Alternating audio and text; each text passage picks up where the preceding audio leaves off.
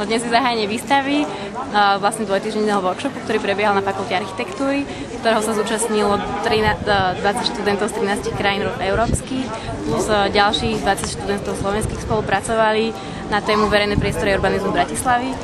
Ich vlastne výsledky si môžete pozrieť tu na Františkanskom námestí. Slováci sú študenti architektúry Slovenskej technickej univerzity a tí zahraniční sú z rôznych technických zameraní. Bolo tam 8 skupín, každá skupina mala iného vedúceho a iné témy, ale išlo prvotnou myšlienkou bolo vlastne upozorniť na problematiku verejných priestorov, že sa o tom vôbec nerozpráva a nejakými jednoduchými zásahmi vylepšiť tie priestory alebo nejako upútať. Náš projekt sa volá City Messages a je to vlastne projekt, ktorý vznikol v rámci mojej dizertačnej práce, ktorú robím na VŠVU pod vedením pána docenta Imra Vaška, ale tú platformu na tú realizáciu som práve našla na tomto workshope. Mali sme 4 účastníkov, boli to 2 slovenskí študenti architektúry z FASTu, jeden Španiel a jeden Francúz. Potom sme teda dávali tieto malé tabuľky, na ktorých sú nejaké odkazy pre ľudí, čo môžu všetko robiť v tom danom priestore a nejak poukázať na ten potenciál toho existujúceho.